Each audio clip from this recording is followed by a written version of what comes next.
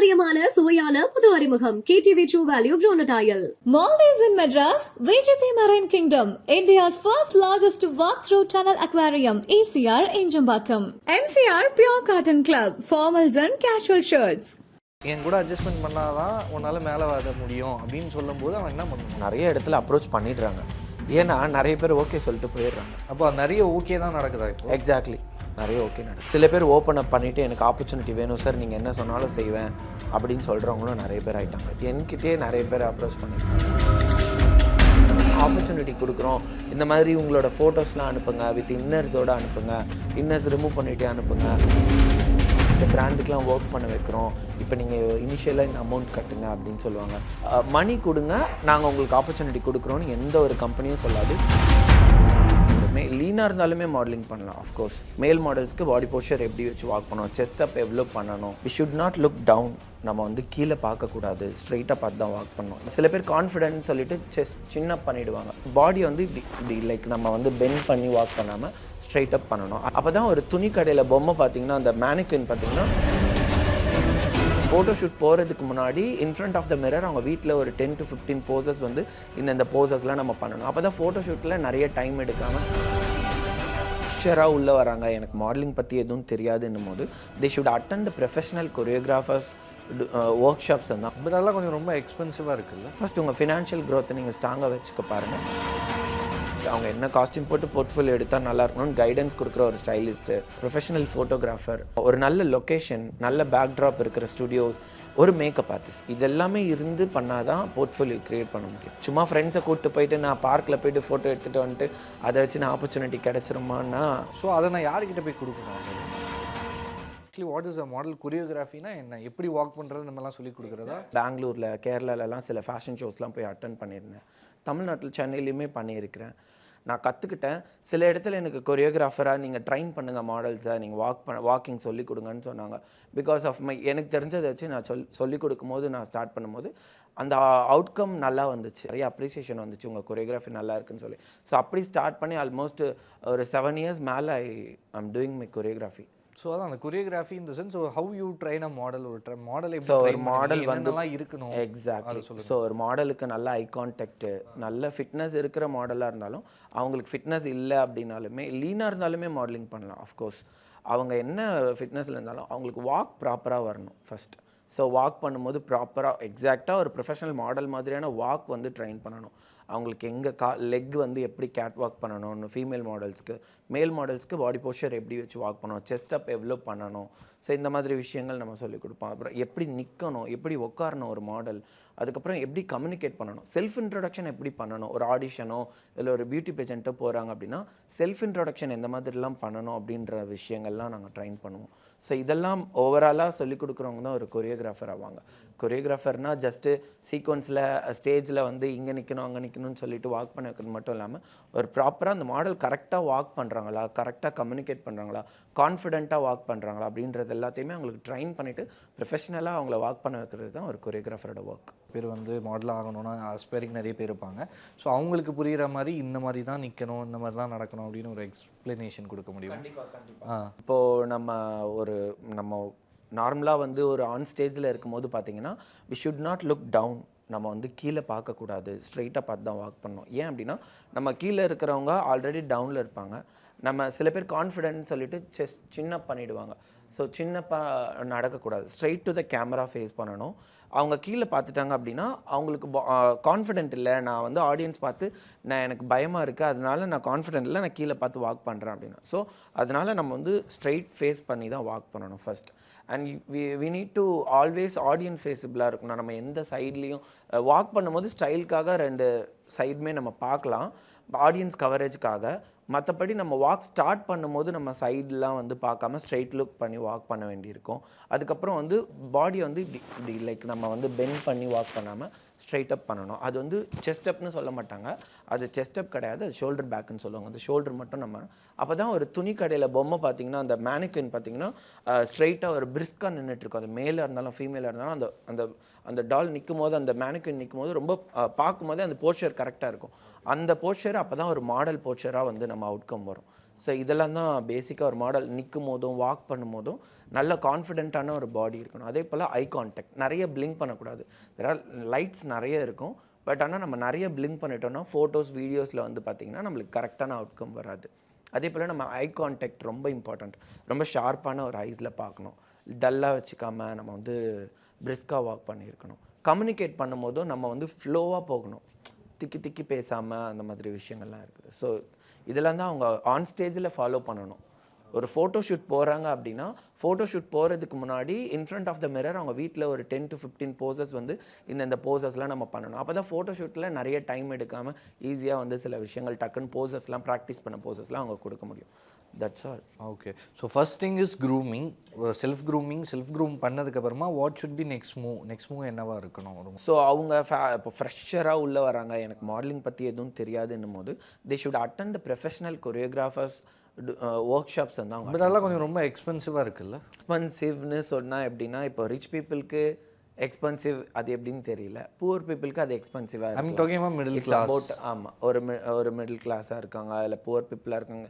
Even I have the students who is working in mechanic ஷெட்டில் வேலை செய்கிற பசங்களும் இருக்காங்க, பெரிய பெரிய பொலிட்டிஷியன்ஸோட போலீஸ் ஆஃபீஸர்ஸோட பசங்களும் எனக்கு ஸ்டூடெண்ட்ஸாக இருக்காங்க. சாப்பாடுக்கே நீங்கள் கஷ்டப்படுறீங்கன்னா நீங்கள் ஃபேஷனில் வந்து எக்ஸ்ப்ளோர் பண்ணணுன்றது அவசியம் இல்லை. ஃபர்ஸ்ட் உங்கள் ஃபினான்ஷியல் க்ரோத்தை நீங்கள் ஸ்ட்ராங்காக வச்சுக்க பாருங்கள், அதுக்கப்புறமா உங்கள் பேஷனுக்கு நீங்கள் டைம் ஸ்பெண்ட் பண்ணுங்கள். ஸோ வந்து அந்த மாதிரி ஒர்க் ஷாப்ஸ் அட்டென்ட் பண்ணணும். நெக்ஸ்ட்டு அந்த ஒர்க் ஷாப்ஸில் பார்த்தீங்கன்னா ப்ரொஃபஷ்னல் ட்ரைனர்ஸ் இருக்கணும். லைக் சும்மா ஒரு 1 year 2 years இருந்தவங்க கிட்ட போய் நீங்கள் ஏதாவது விஷயங்கள் கற்றுக்க போகிறதுலாம் பெருசாக உங்களுக்கு நாலேஜ் கொடுத்துறாது. ஆல்மோஸ்ட் ஒரு 10-20 years இருக்கிற கொரியோகிராஃபர்ஸ் எடுக்கிற ஒர்க் ஷாப்பில் ஃபீஸபிளாக இருந்தாலும் நீங்கள் உங்களால் முடியலனாலும் நீங்கள் அந்த டேர்ம் ஃபீஸ் மாதிரி மந்த்லி பே பண்ணுற மாதிரி கூட பண்ணிவிட்டு நீங்கள் வந்து தாராளமாக அட்டன் பண்ணலாம். ஸ்டூடெண்ட்ஸ் புதுசாக உள்ளே வரவங்க. ஸோ அதுக்கேற்ற சர்டிஃபிகேஷன் இருக்கணும். நீங்கள் வாங்குகிற ஒர்க் ஷாப் ஒரு 1 day ஒர்க் ஷாப்பாக இருந்தாலும் அது உங்களுக்கு ப்ரொஃபஷனல் ஆளுங்க கிட்டேருந்து ரிசீவ் ஆகுதா அப்படின்றது ரொம்ப இம்பார்ட்டன்ட். எக்ஸ்பீரியன்ஸ்டு மாடல்ஸ் அந்த ஒர்க் ஷாப்பில் வந்து உங்களுக்கு ட்ரைனிங் கொடுக்குறாங்களா அப்படின்றது ரொம்ப important. After workshop they should create their portfolio. ப்ரொஃபஷ்னலான போர்ட்ஃபோலியோ வந்து அவங்க க்ரியேட் பண்ணியிருக்கணும். ஸோ பேசிக்காக வந்து 6 to 7 அவுட்புட் லொக்கேஷன்ஸ் காஸ்டியூம்ஸ்லாம் சேஞ்ச் பண்ணி ப்ரொஃபஷ்னலான ஒரு portfolio is more important to get the opportunities. அவங்க வெளியில் ஆப்பர்ச்சுனிட்டிஸ் அவங்கள தேடி வரணுனாலும் சரி, இல்லை இவங்க போகிற இடத்துல ஆப்பர்ச்சுனிட்டி கிடைக்கணும் அப்படின்றதுனாலும் சரி, ப்ரொஃபஷ்னலான க்ரூமிங் ஒர்க் ஷாப் அட்டன் பண்ணி ட்ரைன் ஆன பிறகு போர்ட்ஃபோலியோ இம்பார்ட்டன்ட், ஒரு ரெஸ்யூம் மாதிரி. ஸோ அதை க்ரியேட் பண்ணுறதுக்கு வந்து பார்த்தீங்கன்னா கம்ப்ளீட்டாக ஒரு நல்ல ஒரு ஸ்டைலிஸ்ட், அவங்க என்ன காஸ்டியூம் போட்டு போர்ட்ஃபோலியோ எடுத்தால் நல்லா இருக்கணும்னு கைடன்ஸ் கொடுக்குற ஒரு ஸ்டைலிஸ்ட்டு, அதுக்கப்புறம் ஒரு ப்ரொஃபஷனல் ஃபோட்டோகிராஃபர், அதுக்கப்புறம் ஒரு நல்ல லொக்கேஷன், நல்ல பேக்ட்ராப் இருக்கிற ஸ்டுடியோஸ், ஒரு மேக்கப் ஆர்டிஸ்ட், இதெல்லாமே இருந்து பண்ணாதான் போர்ட்ஃபோலியோ க்ரியேட் பண்ண முடியும். அது எவ்வளோ ஆகும்? அரௌண்ட் இப்போ ஒரு பேசிக் போர்ட்ஃபோலியோ ஒரு 3-4 காஸ்டியூம்ஸில் எடுக்கணும், ஒரு இண்டோர் ஷூட்டில் எடுக்கணும்னா அரௌண்ட் ஒரு 5,000 செலவாகும். நான் வந்து சொல்கிறது வித்தவுட் ஒரு எப்படி சொல்கிறது, ஒரு ஒரு 4 பேர் சேர்ந்து பண்ணுறாங்க அப்படின்னா அந்த இடத்துல ஒரு 5,000ல் எல்லாத்தையுமே ஒருத்தருக்கு ஒரு 5,000, ஒரு 20,000ல் ஓவரால் ஷூட் முடிச்சிடலாம். இப்போ என் கைடன்ஸில் ஒரு ஸ்டூடெண்ட்ஸ்க்கு போர்ட்ஃபோலியோ எடுக்குன்னா நான் வெறும் 3,000 ரூபாயில் கூட என்னால் அதை பண்ண முடியும். ஸோ எவ்வளோ காஸ்ட் கம்மியாக பண்ண முடியும், இருக்கிறத வச்சு எப்படி மேனேஜ் பண்ணி ஒரு ப்ரொஃபஷனல் அவுட்கம் எடுக்க முடியும். இண்டோர் எடுக்க முடியலன்னா அவுட்டோரில் போய் எடுக்கலாம். So that's all. So yes, portfolio is like a ரெஸ்யூம்ன்ற மாதிரி என்ட்ரி ஆகிறதுக்கு. எக்ஸாக்ட்லி. எங்கே போனாலும் இப்போ நமக்கு ஒரு ரெஸ்யூமில் எப்படி நம்ம எக்ஸ்பீரியன்ஸ் இருக்கோ அந்த மாதிரி நம்ம போர்ட்ஃபோலியோவில் நம்ம லுக்ஸ்லாம் டிஃப்ரெண்ட் லுக்ஸ் கண்டிப்பாக தேவைப்படும். ஸோ அதை நான் யார்கிட்ட போய் கொடுக்கணும்? இப்போ அந்த போர்ட்ஃபோலியோ வந்து கேஸ்டிங் ஏஜென்சிஸ் இருக்காங்க, அட்வர்டைஸ்மெண்ட் டைரக்டர்ஸ் இருக்காங்க, அட்வர்டைசிங் ஏஜென்சிஸ் இருக்காங்க, இவங்களாம் தான் அட்வர்டைஸ்மெண்ட் லைனில் இருப்பாங்க. ஸோ அவங்க எல்லாருக்கிட்டையும் நீங்கள் கொடுக்கலாம். அதுக்கப்புறம் கோரியோகிராஃபர்ஸ் இருப்பாங்க, மேக்கப் ஆர்டிஸ்ட் இருப்பாங்க, காஸ்டியூம் டிசைனர்ஸ் இருப்பாங்க. அவங்க கிட்டலாம் ஒர்க் பண்ணுறதுக்காக நீங்கள் உங்கள் போர்ட்ஃபோலியோ சப்மிட் பண்ணும்போது நீங்கள் 100 இடத்துல அப்ரோச் பண்ணால் தான் நமக்கு 10 இடத்துல வந்து ரிப்ளைவே வரும். ஸோ இந்த இண்டஸ்ட்ரி பெருசு, ஆனால் ஆப்பர்ச்சுனிட்டிஸ் ரொம்ப கம்மி. ஏன்னா இப்போது நம்ம சிட்டியில் இருக்கிற பிராண்ட்ஸே பெங்களூர், கேரளாலேருந்து மாடல்ஸ் எடுத்துகிட்டு வந்து பண்ணுறாங்க. அது இல்லாமல் ஷூட்ஸே மும்பைலலாம் போய் பண்ணுறாங்க. இங்கே இருக்க பிராண்ட்ஸே இங்கேயே அவங்க ஷூட்ஸ் பண்ணுறது, ஏன்னா இங்கே இருக்கிற மாடல்ஸ் அவங்க காண்டாக்ட் பண்ண முடியல, மாடல்ஸும் அட்வர்டைஸ்மெண்ட் ஏஜென்சிஸை காண்டாக்ட் பண்ணுறதில்ல சரியா. ஸோ அவங்கள எப்படி நான் ரீச் பண்ணுறது? ஸோ இவங்க எங்கே போய் ஃபைன் பண்ணுறதா? எக்ஸாக்ட்லி. இப்போ நம்ம நிறைய அட்வர்டைஸ்மெண்ட் ஏஜென்சிஸ் நம்ம சோஷியல் மீடியாஸில் வந்து நாங்கள் காஸ்டிங் டைரக்டர்ஸ், அட்வர்டைஸ்மெண்ட் ஏஜென்சிஸ் இவங்களோட பேஜஸ்லாம் நம்ம ஃபாலோ பண்ணலாம், கோரியோகிராஃபர்ஸை ஃபாலோ பண்ணலாம். ஏன்னா ஒரு அட்வர்டைஸ்மெண்ட் டைரக்டர் வந்து பார்த்திங்கன்னா நிறைய ஏஜென்சிஸோட கனெக்ஷன் இருக்கும். மாடலிங் ஏஜென்சியாக இருக்கும், இல்லை வந்து அட்வர்டைஸ்மெண்ட் ஏஜென்சியோட கனெக்ட் இருக்கும். நீங்கள் ஒரு 2 ஷூட்டிங் போய் நீங்கள் சும்மா நின்று பார்த்தா கூட அங்கே நிறைய பேரோட கான்டாக்ட்ஸ் உங்களுக்கு கிடைக்கும். ஸோ அந்த மாதிரி விஷயங்கள் ஷூட்டிங் நடக்கிற இடத்துக்கு மாடல்ஸ் போகணும். அங்கே வந்து யாரோட காண்டாக்ட்னா வச்சு ஜஸ்ட் இன்டர்ன் மாதிரி நான் வந்து ப்ராக்டிஸ் பண்ணிக்கிறேன் அப்படின்னு நம்ம போகலாம். இல்லை இன்னொரு மாடல் ஷூட் போகும்போது இவங்க கூட போகலாம். ஸோ அந்த மாதிரி விஷயங்கள் போகும்போது அங்கே நிறைய காண்டாக்ட்ஸ் கிடைக்கும். ஒரு ஃபேஷன் ஷோ அட்டன் பண்ணாங்கன்னா அங்கே எல்லாரையுமே நம்ம மீட் பண்ணலாம். ஃபோட்டோகிராஃபர்ஸ் நிறைய பேர் வருவாங்க, மேக்கப் ஆர்டிஸ்ட் நிறைய பேர் வருவாங்க, காஸ்டியூம் டிசைனர்ஸ், ஸ்டைலிஸ்ட், கோரியோகிராஃபர்ஸ்னு ஒரு ஃபேஷன் ஷோ போகும்போது நிறைய பேரை நீங்கள் மீட் பண்ணலாம். அவங்கக்கிட்டலாம் நம்ம கைண்டாக இருந்து நம்ம அவங்களோட கான்டாக்ட்ஸ் வந்து எதாவது ப்ராஜெக்ட்ஸ் இருந்தால் சொல்லுங்கன்னு நம்ம போர்ட்ஃபோலியோவை அவங்களுக்குலாம் நம்ம ஷேர் பண்ணலாம் தாராளமாக. இது இல்லாமல் கூகுள் இருக்குது, நம்ம நிறைய எங்கெல்லாம் ஆட் ஏஜென்சிஸ் இருக்குது, நம்ம அப்பாயின்மெண்ட் வாங்கி நேரில் போய் பார்த்து டைரக்டர்ஸ் கிட்ட பேசி நம்ம வந்து ஆப்பர்ச்சுனிட்டிஸ் கேட்கலாம். அந்த போர்ட்ஃபோலியோ இவங்க அப்ரோச் பண்ண பிறகு அது எந்த அளவுக்கு ப்ரொஃபஷனலாக இருக்குன்றதை பொறுத்து தான் ஆப்பர்ச்சுனிட்டிஸ் கிடைக்கும். சும்மா ஃப்ரெண்ட்ஸை கூப்பிட்டு போயிட்டு நான் பார்க்கில் போய்ட்டு ஃபோட்டோ எடுத்துகிட்டு வந்துட்டு அதை வச்சு நான் ஆப்பர்ச்சுனிட்டி கிடச்சிருமான்னா இட் வில் நெவர் ஹேப்பன். அது it should be professional. But நீங்கள் சொல்கிறது எல்லாமே வந்து ரொம்ப ஸ்மூத்தான மெத்தடில் இருக்குது. ஆஹா இப்படி போயிட்டோன்னா எல்லாமே முடிஞ்சிருச்சு அப்படின்னு ரொம்பவே ஸ்மூத்தாக இருக்குது. ரொம்ப கஷ்டம். ஒரு மாடல், ஒரு பொண்ணாக இருந்தாலும் ஒரு பையனாக இருந்தாலும் அவங்க க்ரியேட் ஆகணும்னா, அவங்க மாடலாக ப்ரொஃபஷனலாக வெளில வரணும்னா ஜிம் போய் ஃபிட்னஸ் பண்ணணும், அதுக்கும் பணம் செலவாகும், டைம் ஸ்பெண்ட் பண்ணணும். அது இல்லாமல் அவங்களுக்கு வந்து பார்த்திங்கன்னா ஸ்கின் கேரு, சில பேருக்கு ஸ்கின்னு நேச்சுரலாக நல்லாயிருக்கும், சில பேருக்கு வந்து டேன் ஆயிரும், வெயிலில் சுற்றுற ஒர்க் வந்து வேறு மாதிரியான விஷயங்களாக இருக்கும், ட்ராவல் பண்ணுற மாதிரி இருப்பாங்க. ஸோ அவங்களுக்குலாம் வெயிலில் போக முடியாமல் இருக்கணும். ஸோ அந்த மாதிரி விஷயங்கள் ஸ்கின் கேர் பண்ணணும், ஹேர் கேர் பண்ணணும். ஸோ அவங்க நல்ல போர்ட்ஃபோலியோ எடுக்கணும்னா அதுக்கும் ஸ்பெண்ட் பண்ணணும். இந்த மாதிரி நிறைய விஷயங்கள் வந்து நான் சொல்கிறது வேணால் ஈஸியாக இருக்கலாம். இல்லை கரெக்டு, பட் இது எல்லாமே ஒரு குட் டேர்ம் இன்வெஸ்ட்மெண்ட் அப்படின்ற ஒரு விஷயம் தான் இருக்குது. சரியா, அவங்களுக்கு person is spending for himself R her self அப்படின்ற மாதிரி தான் இருக்குது. ஸோ இப்படி போயிட்டு இருக்கும்போது இண்டஸ்ட்ரியில் இருக்கக்கூடிய பாலிடிக்ஸ் அதிகமாக இருக்குது அப்படின்ற ஒரு விஷயமும் அதிகப்படியாக மாடலிங்னா என்னென்னு தெரியாத ஒரு பையன்கிட்டயோ ஒரு பொண்ணுக்கிட்டயோ போய் கேட்டாலுமே ஈஸியாக சொல்லிடுவாங்க. மாடலிங் இண்டஸ்ட்ரியில் என்ன நடக்குது, சினிமா இண்டஸ்ட்ரியில் என்ன நடக்குது, பிகாஸ் இந்த 2 இண்டஸ்ட்ரி தான் வெளியில் தெரிகிறது. இவன் ஐடி கேர்ளுக்கு கூட இதே ப்ராப்ளம் இருக்கலாம், என்ன வேணால் இருக்கலாம். பட் வெளியில் தெரிகிற இண்டஸ்ட்ரி கேமரான்றதுனால எல்லாருக்குமே ஈஸியாக தெரிகிற ஒரு விஷயம். அங்கே வந்து ஸோ இந்த செக்ஷுவல் திங்னா ரொம்பவே அதிகமாக டிஸ்டர்ப் ஆகிறாங்க ஆஸ்பைரிங் மாடல்ஸு, ஆக்டர்ஸ் எல்லாருமே. ஸோ இப்போ நம்ம மாடலிங் கான்வர்சேஷனில் இருக்கிறதால மாடலிங்கை பற்றி பேசுவோம். ஸோ இங்கே வந்து ஒரு பையனோ ஒரு பொண்ணும் வந்து இந்த செக்ஷுவல் திங்கில் ரொம்ப டார்ச்சர் பண்ணப்படுறாங்க அப்படின்ற ஒரு விஷயம் இருக்குது. இல்லை இங்கே வந்து பார்த்தீங்கன்னா யாரையும் கம்பல் பண்ணுறது கிடையாது இண்டஸ்ட்ரி பொறுத்த. It's not compel. இப்போ கம்பல் பண்ணுறது வேறு, but it's a kind of compel அப்படின்னு நான் சொல்லுவேன். நான் வந்து இப்போ நீங்கள் சொன்னீங்களே, நான் இவ்வளோ கஷ்டப்பட்டு வேதனைப்பட்டு என் ஸ்கின்னை ரெடி பண்ணி என் உடம்பை ரெடி பண்ணி நான் இவ்வளோ செலவு பண்ணி வந்து நிற்கும் போது நீ வந்து என் கூட அட்ஜஸ்ட்மெண்ட் பண்ணாதான் உன்னால் மேலே வர முடியும் அப்படின்னு சொல்லும்போது அவன் என்ன பண்ணுவான்? எக்ஸாக்ட்லி. இப்போது அப்ரோச் பண்ணுறாங்க இல்லையா, அந்த இடத்துல எல்லாருக்குமே எஸ் சொல்லிட்டு போகணுன்றது இல்லை. ஏன் எல்லாரையும் இவங்க இப்போது நிறைய இடத்துல அப்ரோச் பண்ணிடுறாங்க, ஏன்னா நிறைய பேர் ஓகே சொல்லிட்டு போயிடுறாங்க. தப்பு பண்ணாதான் தப்பு பண்ணுறதுக்கு நீங்கள் அலோவ் பண்ணால் தான் தப்பு பண்ணுறவன் தைரியமாக நிறைய தப்பு பண்ணுவான். ஃபஸ்ட்டு அலோவ் பண்ணுறதை ஸ்டாப் பண்ணணும். ஒருத்தவங்க கேட்குறாங்கன்றதுக்காக நம்ம ஒரு இடத்துல உங்களுக்கு அது செட் ஆகலை, இது பண்ணிட்டு தான் நம்ம மேலே போகணும் அப்படின்னு நீங்கள் வெளியே வரும்போது அவனுக்கும் அப்ரோச் பண்ணுற ஆப்பர்ச்சுனிட்டி கம்மியாயிரும், உங்களுக்கும் நல்ல காஸ்டிங் டைரக்டராக இருக்கட்டும், இல்லை அட்வர்டைஸ்மெண்ட் டைரக்டர்ஸாக இருக்கட்டும், அந்த இடத்துல உங்களுக்கு நிறைய பேர் கேட்க மாட்டாங்க, அது குறைய ஆரம்பிச்சிடும். ஓகே சொல்கிற வரைக்கும் நோ அதிகமாகிட்டே போகும். அப்போ நிறைய ஓகே தான் நடக்குதா இப்போ? எக்ஸாக்ட்லி, நிறைய ஓகே நடக்குது. நிறைய ஓகே சொல்லிட்டு போகிறதுக்கு நிறைய பேர் இருக்காங்க.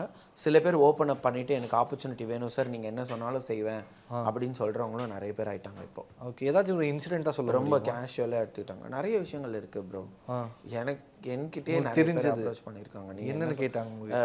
இந்த மாதிரிலாம் சொல்லுவாங்க சார், கேர்ள்ஸே சொல்லியிருக்காங்க. நான் 2-3 பேர் நீங்கள் என்ன சொன்னாலும் செய்வேன் சார். என்னம்மா எனக்கு ஏதாவது ஆப்பர்ச்சுனிட்டி நல்ல ஸ்டேஜில் நல்ல இதில் எப்படியாவது வின் பண்ண வைங்க அப்படிலாம் சொல்லி நிறைய பேர் சொல்லியிருக்காங்க. ஆச்சு ஒரு 2-3 இயர்ஸ் முன்னாடி நான் சொல்கிறது. அந்த மாதிரி விஷயங்கள்லாம் நடந்திருக்குது. நான் இது 2-3 இன்டர்வியூஸில் நான் சொல்லியிருக்கிறேன். சில இடத்துல வந்து சில மாடல்ஸ் வந்து சொல்லுவாங்க சார், என்கிட்டயே சொல்லியிருக்காங்க வந்து சார் எனக்கு நிறைய ஆப்பர்ச்சுனிட்டி தரேன்னு சொன்னாங்க, நான் போனேன், அவங்க எல்லாமே பண்ணாங்க சார், அதுக்கப்புறம் ஃபோனே எடுக்க மாட்றாங்க, எனக்கு ஆப்பர்ச்சுனிட்டி சரியாக கொடுக்கல அப்படின்ற இன்சிடெண்ட்லாம் நிறைய நடந்திருக்கு. நீ ஏமா போன அப்படின்னா, கொடுப்பாங்கன்னு நம்பி நான் போனேன் சார் அப்படின்னா, அப்போ அது உன்னோட லாஸ்மா. பட் மாடலிங் இண்டஸ்ட்ரியில் அதையும் தாண்டி என்னன்னா அந்த கே விஷயம், ஐ மீன் ஒரு மென் வந்து இன்னொரு மென் கிட்ட அப்ரோச் பண்ணுறது, இந்த மாதிரியான விஷயம் அதிகமாக இருக்குது அப்படின்ற மாதிரியும் கேள்விப்பட்டிருக்கேன். ஸோ அதுவும் எப்படின்னா, இப்போ மென் இஸ் அ கே, இன்னொருத்தங்க ஆப்போசிட் ஜெண்டரும், இப்போது சேம் ஜெண்டர் ஒரு மேலும் வந்து 2 பேரும் கேவாக இருந்து அப்ரோச் பண்ணிக்கிட்டு எஸ் ஆர் நோ அப்படின்ட்டு தெரிஞ்சுக்கிட்டு அதுக்கப்புறமா அவங்க ஓன் விஷயம் அப்படின்னு போயிடலாம் நம்ம.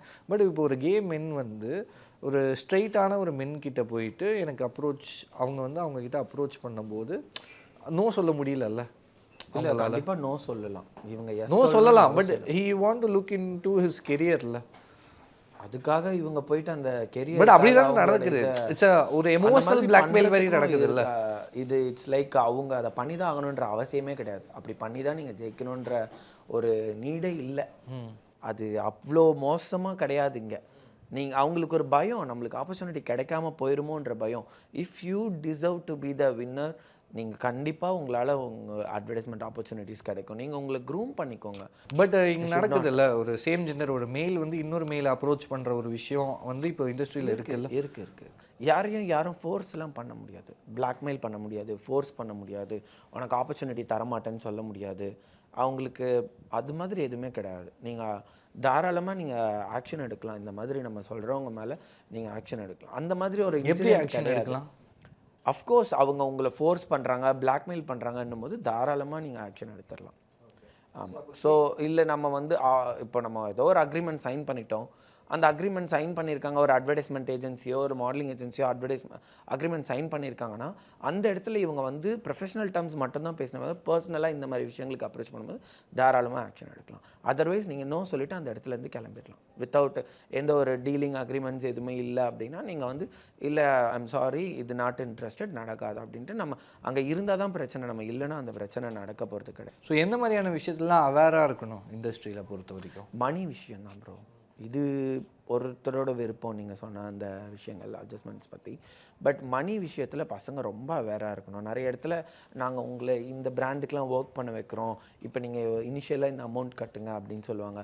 எந்த ஒரு அட்வர்டைஸ்மெண்ட் கம்பெனியும் எந்த ஒரு மாடலிங் ஏஜென்சியுமே வந்து மணி கொடுங்க, நாங்கள் உங்களுக்கு ஆப்பர்ச்சுனிட்டி கொடுக்குறோன்னு எந்த ஒரு கம்பெனியும் சொல்லாது. இது மாதிரி விஷயங்களில் மணி கொடுத்துட்டு அவங்க வந்து எந்த ஆப்பர்ச்சுனிட்டி, அவங்க ஸ்கேம் பண்ணிவிட்டு அப்படியே எஸ்கேப் ஆயிடுவாங்க.